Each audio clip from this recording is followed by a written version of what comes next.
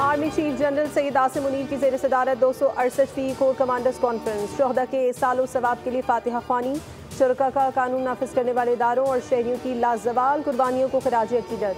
पाकिस्तान की हिकमत अमली के बारे में जामे ब्रीफिंग, इलाकाई और दाखिली सलामती की सूरत हाल का तफसीली जायजा लिया गया।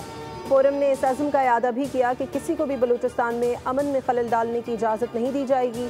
ऐसे अनासिर और ऐसी कोशिशें करने वालों को किसी भी किस्म की माफ़ी नहीं दी जाएगी। आर्मी चीफ ने कहा, गैर कानूनी सरगर्मियाँ दहशत गर्दी की माली मुआवनत से अंदरूनी तौर पर जुड़ी हुई हैं। पाकिस्तान में दहशत गर्दों और उनके सहूलतकारों के लिए कोई जगह नहीं।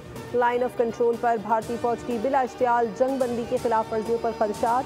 फ़लस्तीन के अवाम के साथ मुकम्मल यकजहती का इजहार।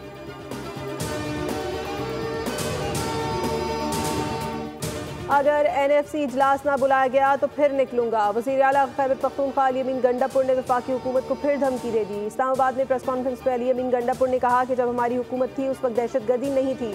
हर चीज़ में सियासत ना की जाए। कह रहा हूँ TORs बनाएं ताकि अफगानिस्तान के साथ मुज़ाकरात किए जा सकें। इसके बगैर कोई हल नहीं। KP में हम ज़बरदस्ती लोगों को अफगानिस्तान नहीं भिजवाएंगे। सूबे की पुलिस और इंतज़ामिया किसी को भी ज़बरदस्ती नहीं निकालेगी।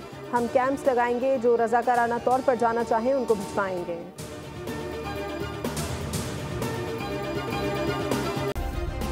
सब्सक्राइब करें और बेल दबाएं ताकि कोई खबर रह न जाए।